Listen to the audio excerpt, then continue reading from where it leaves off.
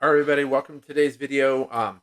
This video, again, this is the series of videos we're going to be doing, really talking about how to make a ton of money on the upcoming presidential election. So, no, we're not betting on Poly Market or anything like that, but we're going to talk about how to invest in the stock market based on the presidential election. Now, uh, like I said in the last video, I'm not a professional advisor. I don't have any serious licenses. I'm not giving you any professional advice, blah, blah, blah, right? I will tell you this when it comes to regular market conditions, just honestly, it's better that you come over to my house and I can just give you my money than for me to invest it and just blow it because at least you would do something with it. Um, but when it comes to weird situations, I have this weird knack where I can make a ton of money. It started back in, I think it was '09 with a BP oil spill. And when everybody's freaking out about that, I spotted something that I saw that apparently nobody else saw or not many people saw.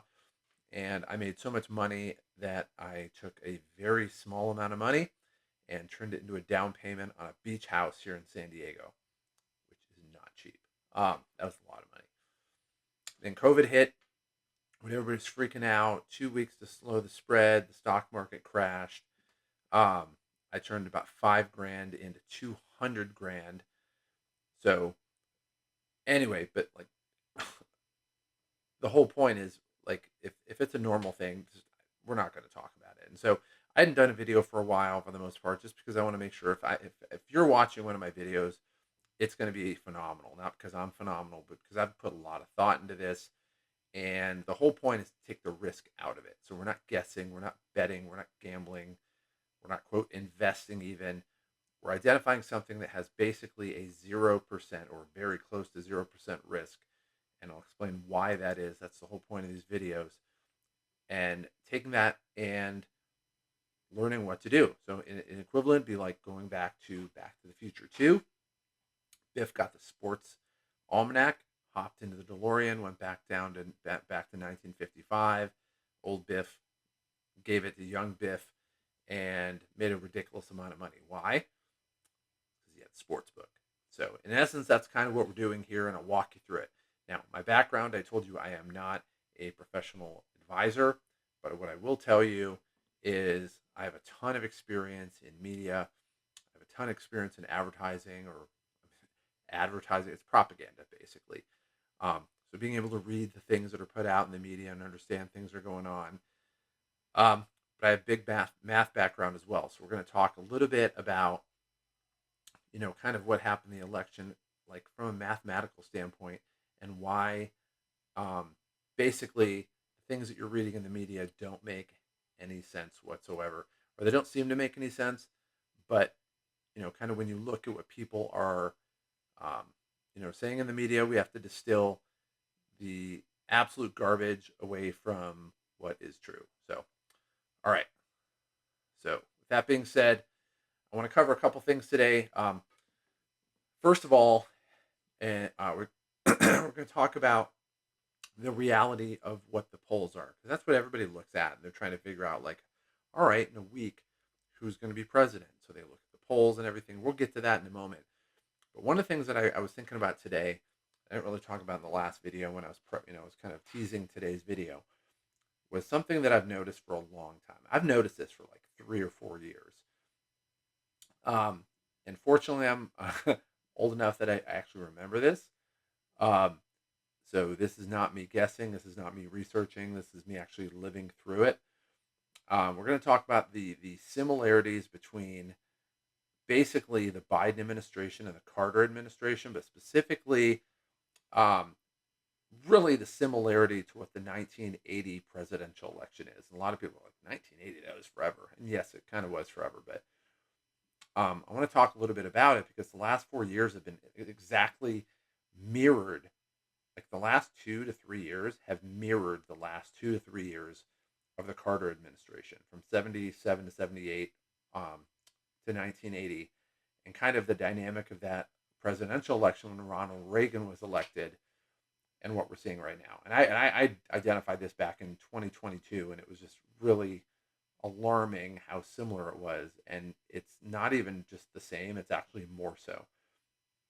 So specifically, we're going to talk about inflation. So uh, back when Carter was around, they invented a term because it didn't have it. They called it stagflation.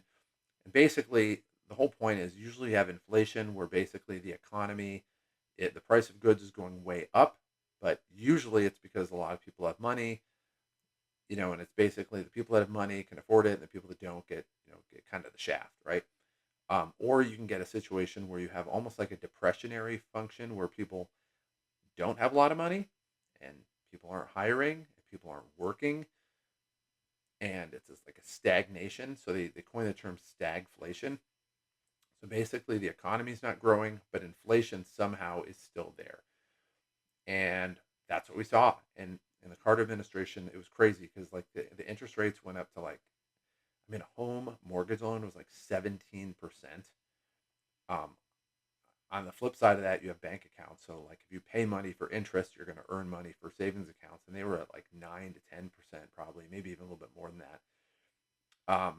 But basically, the high inflation was driving down asset prices, and the cost of it. I mean, I think about it. If you have a mortgage and it's like 17%, like there's only so much of a house you're going to have. So it's going to drive down the cost of housing. It's going to drive down the cost of buying a car. But if you're a business, interest expense is a big variable expense in business, and uh, and so when you have high interest rates, all it does is it makes the people that run the business side of a corporation freak out, and the money that they would spend on new hires, higher wages, better benefits, improvements, expanding the business, research and development. I mean, it literally just goes toward interest, right? And so it absolutely kills businesses. And so we saw that in back when Carter was there. But we also saw that in 22 when Biden was there. And they said that inflation was transitory, which I heard that. And I'm like, give me a break. Nobody's ever said inflation is transitory in the history of like ever. So I didn't believe that at all. But even if it were transitory, it would have to be just because of some fluke economic condition. But that's not what it was. So without getting into the weeds on it, basically 2022, we all saw it. The interest rates went through the roof. In fact, it actually, and this is something I never told you guys, it actually spurred me to sell my house. I mean, my wife's house, right? So I was watching the news, and one of the things that came out, the Federal Reserve came out and they said that they're going to raise rates like 8 times in the next 12 months. Well, I used to be involved in the mortgage industry, and basically there's this like mythical home payment that you have. Let's say it's like 3,000 a month. Some of it's most of it's principal, some of it's interest.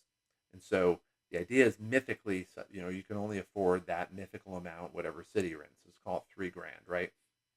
And so some of it's interest, some of it's principal. So when the interest rates go up and you buy a house, it means that more of that $3,000 is interest. So less of it is principal. Less of its principal means lower prices. I saw it coming and I'm like, all right, well, home prices are going to go down. And so I had to convince my wife, who is highly risk averse, to try to that we're going to sell the house that she lived in for 16 years. Long and short, it was I had to be very artistic in how I did it. But the whole point is I knew that the prices were going to be really at the peak of where they're going to be at, and so um, it was an insane price that we had. And so the only condition that she had, ironically, with these videos, is that the proceeds that we had from them, which was like an amount I can't even begin to tell you how much that we cleared off the house. Um, I was not allowed to invest it. I was like, yeah, I didn't fight that at all. I'm like, yeah, I get it because I just told you under normal circumstances I suck. You might as well just burn the money or come to my door. I'll give you some bit. It's right before Halloween. It's like trick or treat, right? And so we're just living on CDs. We stuck the money in CDs, um, and so that's where we're at right now. So anyway, the whole point is Biden and Carter, like they had a stagflation economy. It's the only probably time you've ever seen a stagflation economy in the history of the United States. And it was those two presidents. So that's the first one. Second one, American hostages. I can't even believe that we're saying this because I was like, when I was thinking about the whole Biden thing 2 years ago, I was like, well, it's not like we have hostages, anywhere. And then October 7th happened. And sure enough, There's American citizens that were taken hostage by Hamas, right? And I'm like, oh my gosh, like another checkbox of things that Biden and Carter have in common. So it's nothing really economic, but it's just another checkbox of commonality. I would say weakness internationally.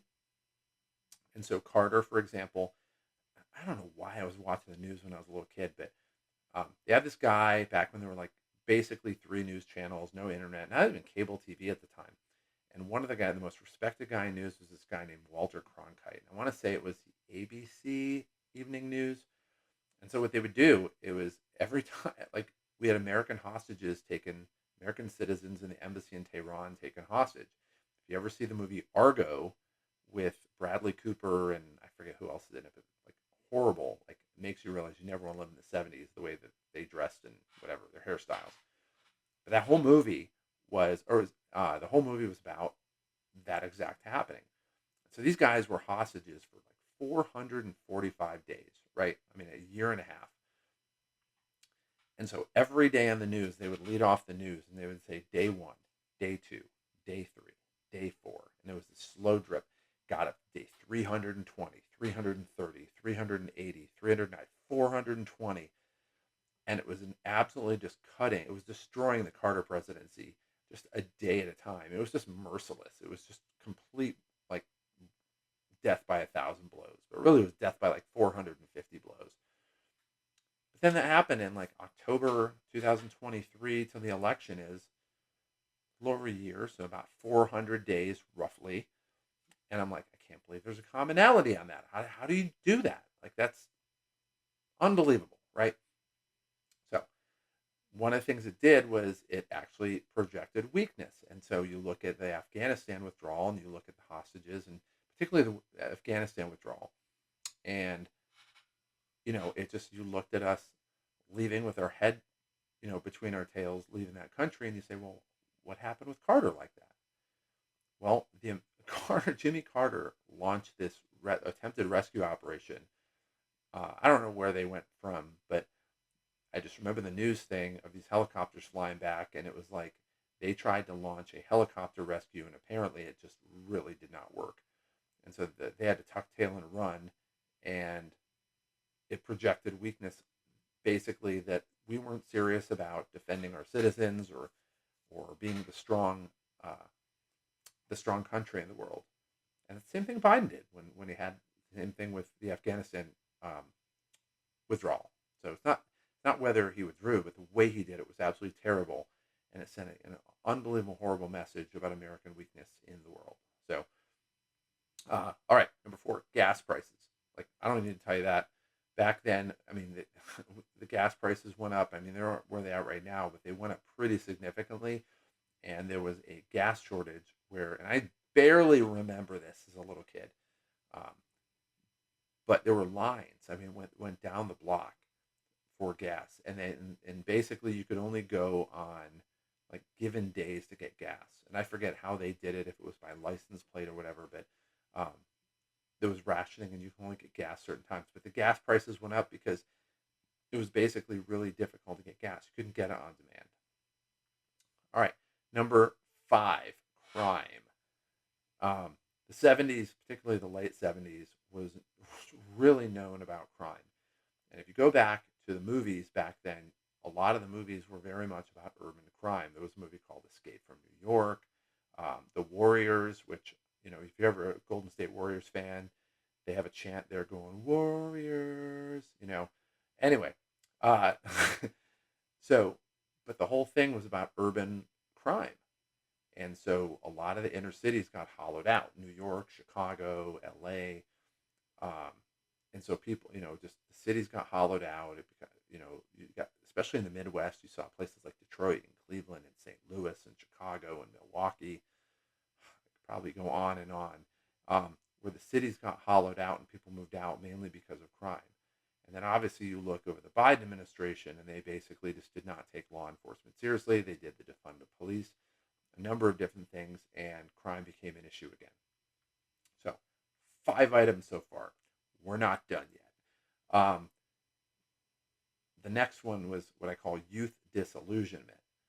And so basically, and it started a little bit before, but it was the whole Vietnam War thing where people started to be very um, skeptical of the government. They were, but it went from skepticism of the government to disillusionment.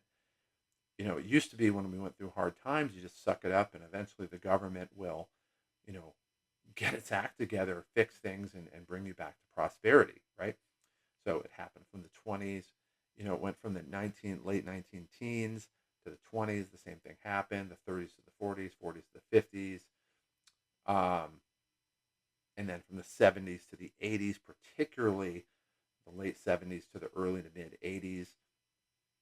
90s was the same thing. Early 90s was kind of, I mean, it was like very, very blah. That's why you look at the music at the time, and the music tells you a lot about where things were. The 80s were, the 70s were very like melancholy. And then the 80s, if you listen to any 80s song, it's always upbeat because that was the tenor of the country at the time. Then you look at the early 90s and grunge came in. Why? Because people were not really that happy. And that's kind of my age group, right? And they went from growing up when everything was great, and then when you got out of college or got out of school and the economy sucked and there were no jobs, and then I'll give you a perfect example of a movie to look at. There was a movie called Reality Bites with Ethan Hawke and I forget who the other ones were in that. But the whole point was like we felt like we got screwed. We got like graduated the wrong time, and it just sucked, right? But then you look at the '90s and the dot-com thing came, and it was a boom in the late '90s, right? So you expect for that to happen. Well, in the late '70s, they just weren't taking it, and it wasn't until they basically were looking for something different. And it wasn't just the youth, but it was even a lot of the kind of younger adults. And so they had a term back then called a Reagan Democrat, and my parents were like this. So they were Democrats, but they were sick of Carter. They were sick of the Democrats couldn't do anything, and the country basically decided we're going into a totally different direction. Nobody saw it coming. They're like, what? Like the actor, like if you watch Back to the Future, they talk about Ronald Reagan. Ronald Reagan was a B actor.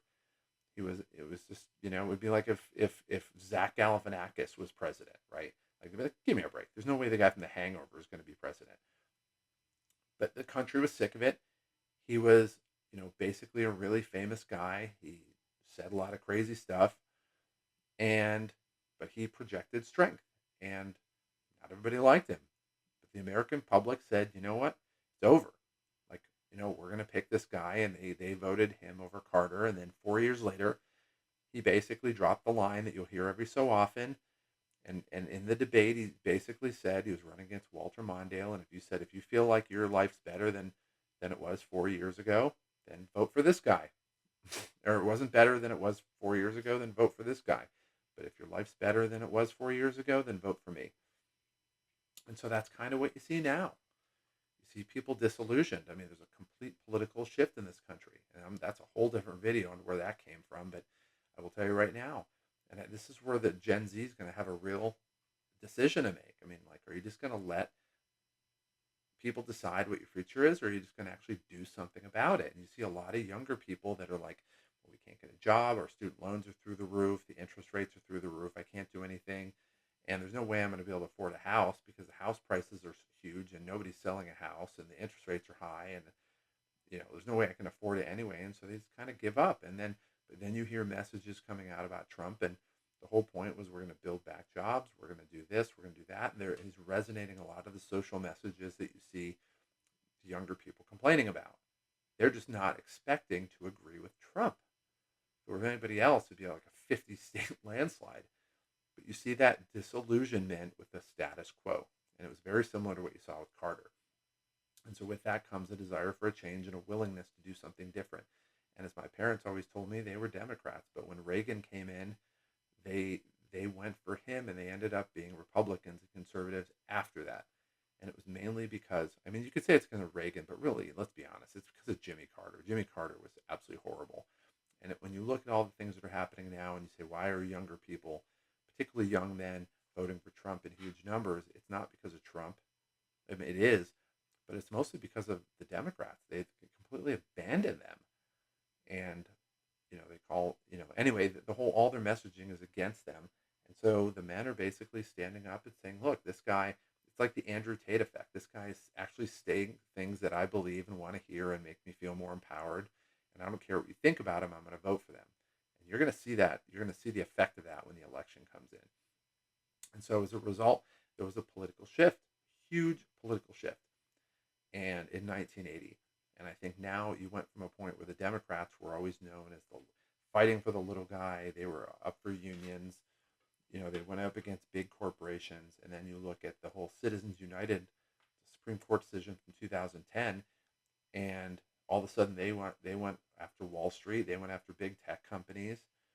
And now the Republicans with Trump are actually they went after unions and little guys, and they have a very populist message. And literally the two parties shifted. And that's what you saw in 1980. So one of the things, I mean, I can just tell you this, seeing it firsthand. I'm watching everything happening, and everybody's like, well, is Kamala or whatever, Trump going to win? And I'm like, I was there in 1980.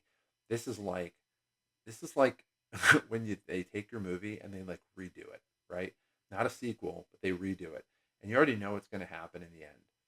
So I can tell you right now, this is literally 1980 happening over again. Nobody saw it back then. They were like, nobody would ever say that like Ronald Reagan, the B actor, the Zach Galifianakis of his time, like Kevin Hart, like that was the equivalent. And all of a sudden he gets elected president, right? Nobody saw it happening. But they were sick of the other guy, and they lost confidence in them. And they wanted to feel pride of their country. So, you look in the early 80s, look at Bruce Springsteen's career. His whole, like, fame in the 80s was being this, like, very patriotic music and about, born in the USA, even though that's kind of a negative song if you read the lyrics on it. But the whole point is, like, there was a big pride in it. And what Reagan did to the country, but particularly reaffirming and making people believe that they could have success. Because in the 70s, people kind of lost confidence that they were going to have the ability to thrive and have success, and not just live in what was called a malaise back then. So anyway, so that's a big thing as we come to the election. I will just tell you right now, if you decide to just do a deep dive on the 1980 election and things that were talked about and issues that were there and how people looked at Reagan and people looked at Carter, um, you're going to see you're going to see a ton of parallels that you wouldn't have seen otherwise. So it's hiding in plain sight. So let's talk about. I'm going to finish this. We're going to talk about polls, and then I want to wrap up with a couple things that that I noticed and I want to share with you. So number one, I alluded to it yesterday. One of the things you'll see that the media uses a lot are polls. And ostensibly, which is a huge word, and I had to look it up not long ago, but it just means from an outward appearance only, right? Polls are going to tell you, like functionally, oh, okay, who's going to win the election? Who do we think is going to win the election? Kamala's winning the nationwide poll. Trump's winning the nationwide poll. Who's winning in Michigan? Who's winning in Wisconsin? Who's winning in Pennsylvania? And you'd think on the surface, wow, this is kind of like watching a football game. Like who's leading in the second quarter? Who's leading in the third quarter? Where are they at on the field? All these different things, right? They're not. Sorry to bust your bubble, but they're not. And it's touching base a little bit from yesterday's video, but I, one of my major in college was advertising, and the nice way that's advertising is just a nice way of saying propaganda. That's what it is. When you're a company and you want to sell more products or you want to change the opinion, the public perception of your product, you advertise. And there's two types of advertising. You have advertising to sell and advertising for brand recognition, right? And so one of the things that we do is if we have a product that we want to actually sell or it has a more of a marketing message, then we'll do it that way. And there's very specific tactics that we do that will make people want to buy your product, right? Innately, subconsciously. I mean, this is the whole thing. This channel is the sales cheat code. It's the entire basis of that, right? How do you get somebody to buy something that you're selling without actually coming out and making it seem like you want to buy? That's the whole point, is like you're doing it behind the scenes on the down low, right? And so that's one of them. And the other one's brand recognition, like brand perception. How do you change your brand? And I'll give you just a weird one that I remember. And this was before I ever did it, but back in the 80s, and this is just a really weird transition, but there were two um, laxatives on the market. They were like, it was like the Pepsi and Coke, right? One of them was X-Lax, and the other one, and you're going to understand why you haven't heard of this one. The other one was called AIDS, AIDS. They looked the same. You went to the store. I mean, not like I ever bought them, but they used to have commercials for this on TV, if you can imagine, right? And then the AIDS epidemic hit, and the AIDS laxative, I don't know. I legitimately don't know what happened to it, but it was gone. I think you never saw it again. I knew somebody that worked in public relations, and one of their clients was this accounting firm, and it was called CPAIDS, CPAIDS, and you can imagine the amount of work that went into rebranding them, not just from a name, but just in a number of different ways. But if we want to actually make people change their opinion on something, there's specific ways we do it. One of them, and I alluded to in the last video, is a method called card stacking. And basically, the concept behind it is that if somebody isn't sure what to do, there's generally a resistance to want to make a decision that isn't supported by other people around them. In the channel here that I do, some people call it social proof. The idea is like there's safety in numbers on making a decision. If you're wrong and everybody else is doing it, then not a big deal. You're all in the same boat, right? You don't feel bad about it. Oh, sucks. We all made the decision, right? But if you're alone and nobody else made that decision, but you did, you're going to kick yourself, and they're going to either they're legitimately looking at you or the wrong way, or you think they are. And so there's a resistance to want to buck the trend and not do what the herd is, and but you want to stay with the herd mentality. So the question is, how do you get somebody to make a decision? And so one of the methods that we use is called card stacking. And back in the day, there used to be this. I don't know why I always remember this, but there was a commercial for gum, like chewing gum, and they said 3 out of 4 dentists prefer. To be fair, I don't even remember what the gum was. I don't remember. But the whole idea was they're saying, look, if you buy our gum, it's don't feel bad, like, or you can feel good about the decision because 3 out of 4 dentists chew this gum or advise their patients or whatever to chew this gum.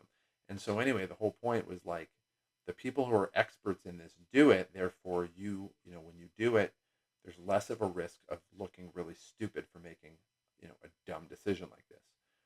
And so that's what polls do. The whole point is for them to, you look at that, and the whole point is they're trying to change your perception and in your mind about what's going on.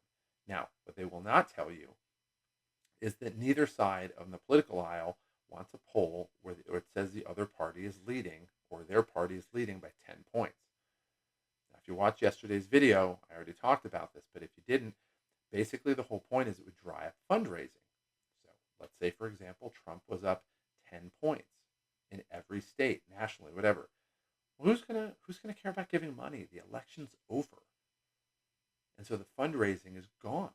So the people, like, why would you sit here and publicize a poll that's going to make people not want to give money to you? That's stupid. And on the other hand, let's say that you're the Trump campaign, and you're down 10, right? Well, Kamala's not going to put that poll out. It's do the same thing. But if you have a poll that says you're tight, it's going to make both parties are going to want to push that poll out because it's going to be a fundraising effort for them, right? So that's one of the reasons that polls are designed not necessarily to educate you, but to actually manipulate you. Okay. But the other one is this: when you have, and those are just like outsider polls. Let's just say where they're presumably nonpartisan polls, right? But you got to remember, polls get funded; they're not free. So somebody's paying for these polls, and when every time somebody's paid for, you got to look at who's funding them, because there's a purpose behind it. There was going to be a sugar daddy. There's going to be a benefactor in the background paying for that poll, and they're not doing it generally out of the good of their heart. Now, on the other hand, you have specific partisan polls where they genuinely like it's crazy. So like they'll poll it and they'll say, "Oh, this is the result. Kamala's up 3 or Trump's up 3." But usually it's they'll say the Democrats are up 3. So like Kamala's up 3 in this state. But then you actually look at nobody looks into this except for like the people that do it for a living. But then they'll look at it and it's like 60% of the respondents are Democrats. I'm like, well, of course she's going to win if you're like making 2/3 of the respondents Democrats. And if you're like, well, do they really do that? They do that all the time, like all the time. And so the whole point is when you have that, you're going to want the idea is you want to make the other party change where they spend their money. And I'm not sure this happened, but like from a poll, but one of the things that came out today was Kamala pulled all her advertising out of North Carolina, which seems really, I mean, their internal polls, obviously they probably know more because it's their poll and they want to know the truth. But like if you have a poll and it makes somebody leave their advertising, like literally just cut and run from a state, if you can get somebody to effectively do that, then you can kind of get somebody to lose the election. So it's the equivalent of playing blackjack and you're hitting on a 17, right? Like you don't have to hit. You shouldn't hit on a 17. But if you can make somebody hit on a 17, you're going to win more hands than you're going to lose. So just understand that about polls. Now, one of the things we want to talk about a little bit is, and I didn't have this entirely prepped, so let me get this prep while I'm talking to you. But one of the things that um, all right, one of the things that um, you would want to talk about as far as like how does the 2022 election, let me get this here, it's not that one, is it this one? How does the 2022 election, we look at the 2020 election and we want to compare it to the 2022 election and really ask yourself, does the math add up, right? So, all right, so one of the things we have here, and I'm just going to show you this. Um, I closed it out. Now, one of my favorite sites to look at, just because it answers it, is ChatGPT. Now, if you guys haven't looked at ChatGPT at all, um, it's not something you can automatically depend on. But one of the things that's nice about it is, unlike Google, where you punch in a question or a query or whatever, and then it gives you a bunch of links.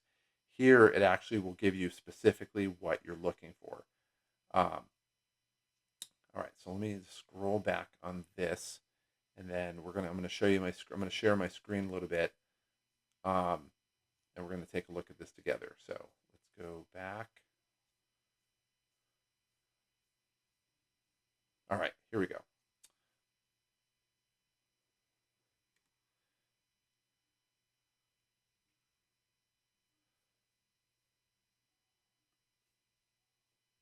Oh, there we go. All right, cool. All right, so one of the things I typed in was, all right, the question is basically I wanted to type in and say, what were the vote differences in 2020 in the battleground states?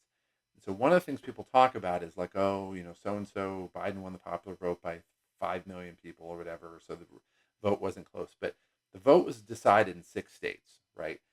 And so if these states, any multiple of these states changed, it would have made Trump president, right?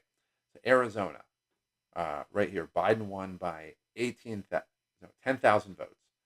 Georgia won by 11,000 votes. Michigan, well, that's higher, 154. Nevada, 33. Pennsylvania, 80. And then Wisconsin, 20. But let's just look at a few of these.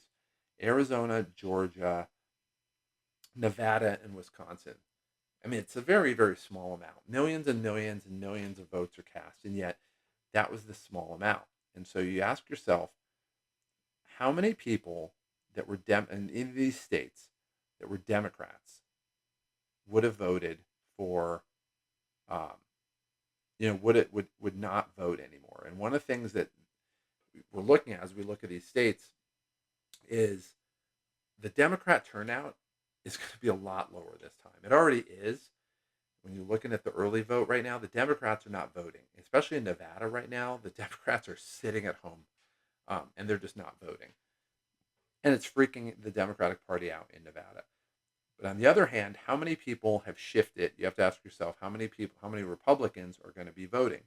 And one of the things you'll see right now is it's going to be a higher amount than it was before. Part of it is you're going to have people that looked at before it was, am I going to vote for Trump? And some people held their nose, some people had their own reasons for it.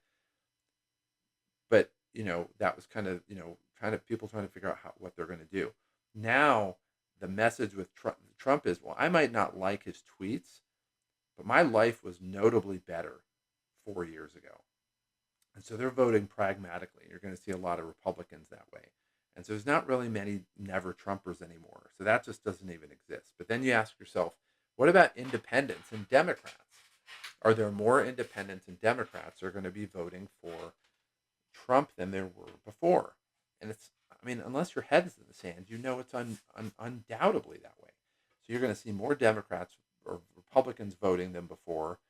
You're going to see more independents that are willing to vote for Trump. The numbers are there: young men, young adults, married women. Um, the black vote is going to be significantly higher than it was in 2020. If you looked at the polls, Hispanic, these are just things you can watch any news channel. Hispanic votes for Trump are way higher than they were before. Um, and so you ask yourself, well, if we look at Arizona and Biden won by 10,000 votes, you do we think that Trump is going to get 10,000 more votes than he did 4 years ago? Well, yeah, I think that's a no-brainer. Georgia, 12,000 votes or 11,000 votes, whatever it is. I think if you look at the returns right now, it's going to be way higher on that. Michigan's going to be close. Nevada, I think, is going to be a blowout. They were short 33,000 votes, but they cleared out they took a lot of people, dead people, and people that moved out of Nevada off the voter rolls. I think, especially if you look at the early returns right now in Nevada, he's going to get way more than 33,000 more votes than he got before. Pennsylvania, we'll see. That's why people look at, but I think, getting 80,000 more votes is definitely possible. But I think the Democrats are obviously, we're seeing right now, is they're staying home. They're voting for the couch. And then Wisconsin, you just need to get 20,000 more. Trump's in Wisconsin right now. So I think it's quite possible. But if you ask yourself, can Trump get, let's see, 10, 12, we're at 22,000. Nevada's at, let's just say 33. That's 55. Wisconsin's at 20. Let's see, 75. Can Trump get 75 to 80,000 more votes in those four states? And if you think the answer to that is no, you're not paying attention. But then when you look, and this is what I wanted to talk to you guys about, right? If you look at the polls and they're like, oh, the numbers are pretty much the exact same as they were before, right? Oh, Trump and Kamala are tied. And then you look at that and you're like, well, wait a minute. The race is in Trump's favor. All the bad headlines are Kamala. Trump's doing all the right thing. He went on Rogan. Kamala decided she's going to be the first person ever to say no to Joe Rogan. Biden just said that anybody who's not voting for him is trash. Or is garbage. Garbage.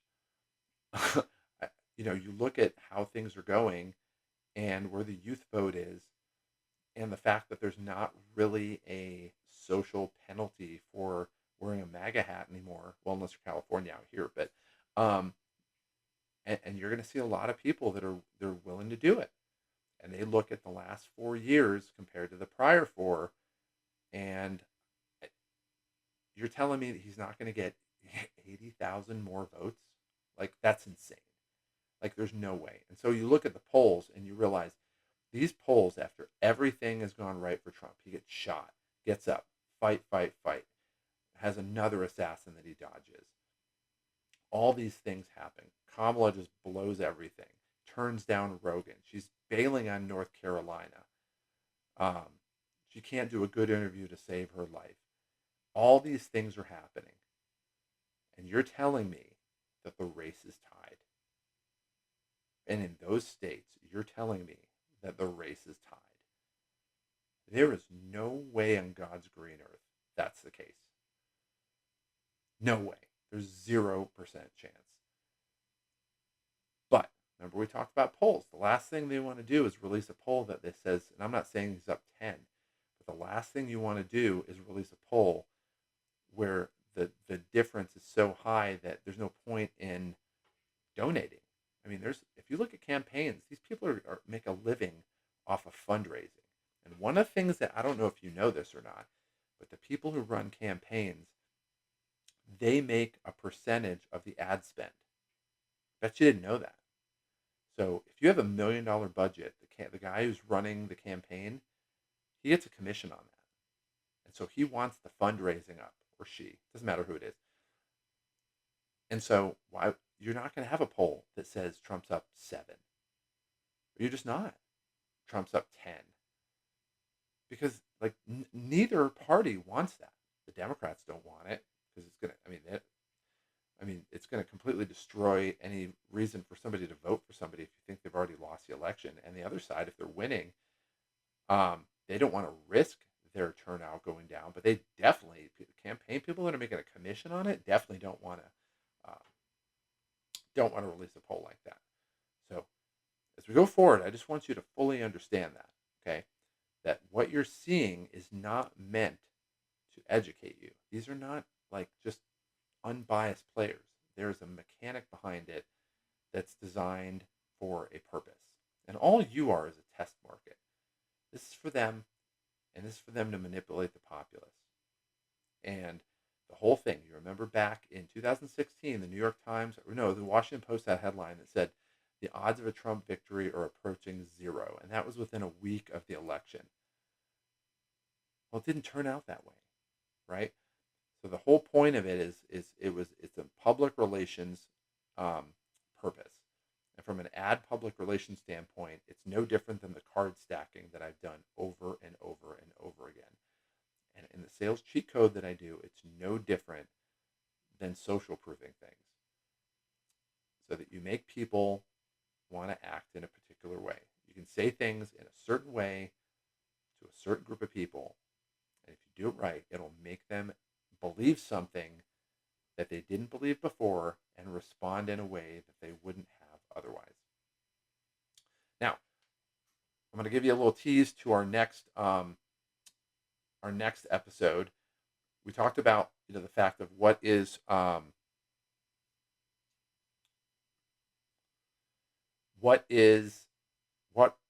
we want to do as far as investing? And one of the things that I alluded to was that people are starting to talk about it, right? And I'm not getting this idea because I watched it on TV or watched it on the internet. This is something I've been thinking about, obviously, for, I don't know, probably at least a year. But a year out, it was really tough to tell, like who's running, where things are at. And so I'm not going to put a video out. But I just want to share something from the PBD podcast on this. It's about a minute or so, a little over a minute, and I have it sped up so we don't have to watch like the whole time. But this is a guy who, Patrick Bet-David, his background, he is a self-made man, started out working as an insurance agent and investment advisor, ended up founding his own insurance company, and then sold the company for 9 figures. And so this guy lives in a part of Fort Lauderdale called Colony Bay, which is just like an unbelievable place. Like his next door neighbor is Lionel Messi. It's unbelievable. But anyway, this guy has a podcast, and he's talking about it. And I ran into this the other day and I actually ran into this after I had the idea for releasing these videos now. So Wall Street pros get into position to profit from a Trump win. So Wall Street's sitting around saying, okay, guys, what are we going to do when this guy wins? Here's what's going on. Hedge funds like Dan Loeb's Third Point, $11 billion asset under management. Mark Dowling's RBC Blue Bay, $130 billion of assets under management are adjusting portfolios in anticipation of a Trump win. Loeb's firm has increased positions in domestic manufacturing. Watch this. Why domestic manufacturing and commodities? Because Trump's going to bring everything here. Seeing Trump's proposed tariffs on 10 or 20% on imports as a boost to domestic productivity, while doubting is betting on a stronger dollar and a steeper yield curve as inflation break-evens widen due to Trump's policies. Assets tied to a Trump win are seeing sharp gains. CO Group, a private prison operator, is up 21% in October, while Bitcoin miner Riot Platforms rose 34%. Themos Fiotakis Barclays attributes recent declines in Chinese yuan and Mexican peso to Trump's momentum, with potential 200% tariffs on Mexican vehicles weighing on the peso. Tom. Well, guess what? Every time there's a headline, a good fund manager is going to make a difference in the portfolio. Headline, Trump could win. Or if you see headline, airlines are seeing an uptick in reservations. Maybe you buy an airline index because you think, wow, people are traveling this summer. I'm gonna do well by buying some airline stocks. What's happening here is you just have to look at what kind of an economic sunshine or economic storm is Trump going to bring. He's going to bring sunshine to domestic manufacturing. So people are buying indexes with American manufacturers, everything from washing machines to motorcycles. Harley Davidson looking at you. And then the nuclear stock index is up. Now, why is that? Because AI needs more nukes. And Donald Trump is not going to stand in the way of those nukes that people like, green companies that have been green for 50 years, like Microsoft, but they want nuclear. Google wants nuclear. Trump is going to let that go through. And then foreign currencies, because remember, you can buy commodities, like you can buy foreign currencies and trade foreign currencies. And the Chinese currency and the Mexican currency futures are down a little bit. Could it be tariffs? There you go. And so what everybody is looking at is, where is the sunshine going to come from Donald Trump economically? I'm buying those stocks and I'm making those investments. And that's what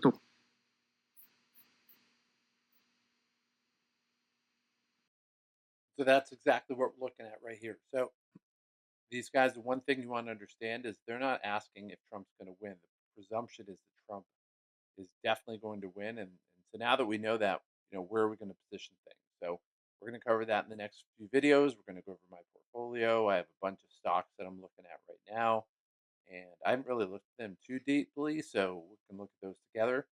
In the meantime, if you have any comments, any suggestions, any questions, put a comment in the video. Make sure you like and subscribe. That way, when the videos come out, you'll know right away. And just make sure you hit the notify bell as well. That way, when a video is released, you'll be notified immediately. To get more information on the sales cheat code, go ahead and click on the subscribe button below. Also, down below in the video description, down there's a link that takes you to our website that gives you additional content, some additional freebies that we have, and gives you information on some programs that we have that have been proven to help people to make sales easy so that you can make the kind of money you want, live the lifestyle that you've always wanted, and not have to struggle in the process. And what might be the coolest thing of all is you don't have to put much effort into it. It truly is a cheat code that most people don't know about. And it's a cheat code that can change your life today. So click on the link below and let me help you start to experience these results starting right now.